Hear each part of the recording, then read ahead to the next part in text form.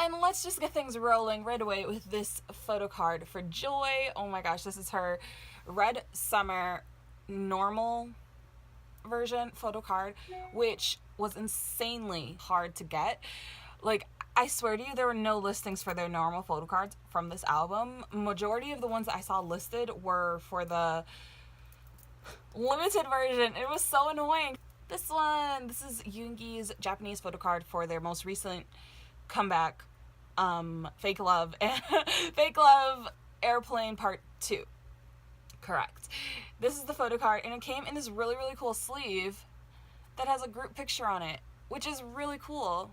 I don't think I've ever seen a sleeve like this. At first I thought they were fan-made when people were posting it, and I was just like, okay, that's really cool. How did you guys make that? And then this is the photo card. And then the back of it is just that.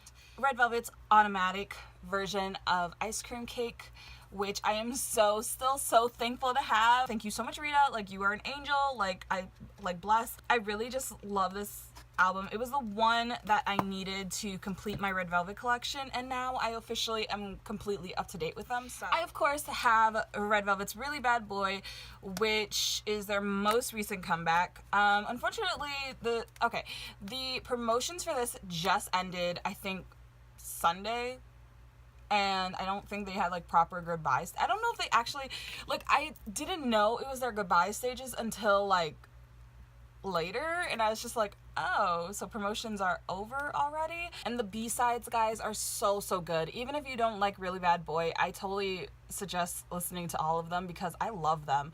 I think the only B-side that I don't really like is Taste. That one I like, but it's not my favorite. Like, I could have gone without it. Yeah. And then the English version of Really Bad Boy is really dumb, in my opinion. I mean, I like it, but like it wasn't necessary. It didn't change my life. I feel like the lyrics are kind of awkward. It literally sounds like they just kept whatever the demo version was, because like some of the lyrics don't make sense. And you know, demos usually are just to get like the melody, so you just say random words just to kind of get the point across, and that's what it sounds like. And that's just lazy, SM. That's really lazy. I also finally own Rookie Seulgi's cover. Originally, I did not get this cover because I hate it. I don't understand why Seulgi's pictures are always the worst ones that they pick. I hate this cover in comparison to the other girls. All the other girls in their covers are like sitting up, and Seulgi is the only one lying down, and that is definitely not an advantage to her. I think that I just hate this cover anyways. So that's why I did not buy it, and why I am at this point where I had to buy it used. And unfortunately, I bought this off Mercari, but the condition of this album is a lot worse than what the seller said it was. Like, it's like torn here. I got this photo card though. This is the main motivation I had in getting this. I don't know. I'm just really happy to have her cover finally though. I wish it was in better condition. Maybe one day I will go and try and find one that is better. Alright, so I have a makeup item. And I know this might be a little random, but I recently purchased this Yes Please palette at the ColourPop. They had free shipping for one of their like Christmas things, lead up sale deals or whatever, I don't know. But this is the Yes Please palette. My friend has this palette and she said that it was so good, and it's one of their best sellers on the site. It's really pretty. I love the colors. I really need to find a way to use this color. That's what really made me buy it, and so I need to use it. Of course, I have some book buys that I've gotten in the past few weeks, and the first one that I have is kind of a random one. It's called Blended. This is for kids ages 8 to 12, so you know, it is for younger audience. This is definitely not marketed towards me. The reason why I bought this though is because this book is about a young girl who she's 11 years old, her father is black, her mother is white, and she's used to comments like, "You're so exotic, you're so unusual, but what are you really?" When she's half of one thing and half of the other, how do you ever feel whole? First I was drawn to it because it has a really cute cover, and then I read the synopsis and I was just like, oh my gosh. I grew up in a blended family, and so, you know, as a kid, I didn't have a lot of representation that looked like me. There weren't books being written about black girls a lot. There weren't a lot of mixed girls even at that. And if there was a black character in a story or in a TV show, they usually were the friend or something like that. You know, representation, it does matter.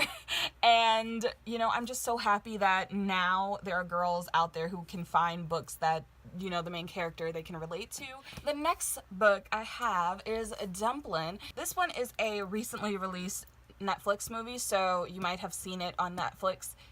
If you don't know what I'm talking about, go watch the trailer. I mean, it is a quick read. The chapters are rather short. I'm already on page 89, but I started this like 2 weeks ago, so that's not exactly a lot of progress. This is about this fat girl, Willa Dean, who is in love with Dolly Parton, and she like has this boy she likes. She has a best friend who is like this all-American beauty, a mom who used to be in beauty pageants and still works in beauty pageants in town, and like she one day just decides that she's going to enter that beauty pageant that her mother works on, and she's going to show the world that she deserves to be up there as much as any girl does. It just seemed really interesting from the trailer, but from the trailer I did not expect the start of this book, what I have read, to be the way that it was.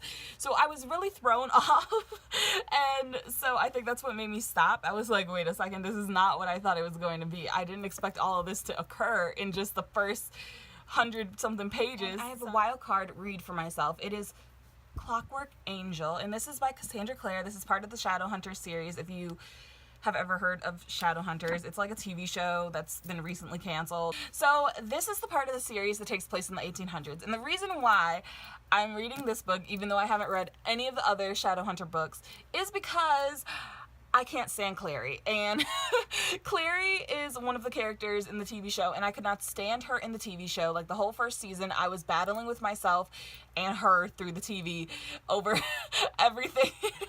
And so I knew that I didn't want to read the story if I had to read her.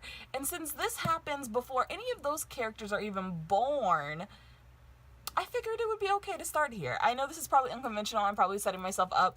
And if anyone has ever read this series and is probably cringing, like, why would you start there? I know I'm fully probably setting myself up for this, but I just feel like if I started it and I wasn't right away having to have to deal with Clary and all of those characters who I also don't like, who are side characters. There are a few people that I really do like, but then, you know, there's some people I'm like, oh my gosh, shut up. So, so I feel like if I start here, it might work better for me, and then I meet Clary and the gang, and then, you know, go from there. Just kind of Warcross. Oh my gosh, I started this book and I didn't really think I would like it because it's like video games and all of that, but I am absolutely in love with this book. I'm literally up all night reading this, and I'm so just, I love it. Okay, I'm gonna read the back of it for you. So it's about two academic who works as a driving roller players who battle weekly, starting the passion of the game, only to glitch yourself into action and action. When I'm gets called something more, pulling her deep into this plot with major consequences of the entire Warcross empire. Listen, I feel like I'm reading a K-drama when I started J-Drama Utopia, but you know what I'm saying? I feel like speed for. Okay, so I went to Walmart the other day and I picked up a magazine, and of course it happens to be a BTS related magazine. I saw this one and I was like, oh, I don't have this one yet. So, you know, I had to go ahead and get it. This one is actually kind of cool. Like, it has a lot more fan-driven stuff. Like, they have some bullet journal spreads, which are really, really cool. Bookmarks. Like, look at these bookmarks. I'm so ready to use these in my books. Like, they knew I was going to pick up this magazine, and they gave me some bookmarks because I desperately need some more bookmarks. I also like that they put the mailing address for fan letters in here for Big Hit, and I just think that's really cool. I don't think I saw that in any of the other books. They also have like a truth or dare game, which is so cute, and then they have little ornaments for the holidays. I just don't like that the 5 more K-pop bands you need to stand, they only have boy groups here. Like, hello, where are my girl groups? Excuse me. It is kind of cool though that Infinite was included in this, because normally Infinite isn't, because they're kind of like an older group. Yeah. What a great ending shot. I love these outfits. These are still some of my favorite. Now I have the thing that I got yesterday in the mail, miraculously, on a Sunday. Getting mail on a Sunday is not normal. But this is my Bulgy regular photo card, and I'm so freaking happy to have this. Look at her, my little ray of sunshine. She looks so good. This is the back of the card. So now I have managed to complete both of the cards for Red Velvet for their normal versions. Thankfully, I am so happy that is over. Worst experience of my life. The last, most exciting thing that I got on Saturday is from Hot Topic, and it is Tata! Okay, so I literally did not know that Hot Topic was going to be selling the plushes in store. Hot Topics, at least all of the ones I've been into, are not very big stores, so I didn't really see them being able to clear the space and like house such big boxes, so I never really thought that they would ever get these in stock in store. I thought it was always going to be an online thing. I really also love the box. It's so cute. They just have Tata all over it. See? Oh my gosh. For BT21, I'm not trying to collect just a specific character or anything. Like, I don't just want Shuki or Chimmy. I'm fine with getting any of the characters, really. I have a goal of having at least one thing for every single character, and we're making our way down. That is everything for this haul. I know K-pop, books, makeup. I hope you like the little assortment of things that I have here for you guys. And let me know anything cool that you've purchased recently in the past few weeks, or what you got yourself for Christmas, what books you're reading, makeup you've bought recently. I'm always up for makeup suggestions and things like that. And give this video a thumbs up if you liked it. Subscribe if you haven't already.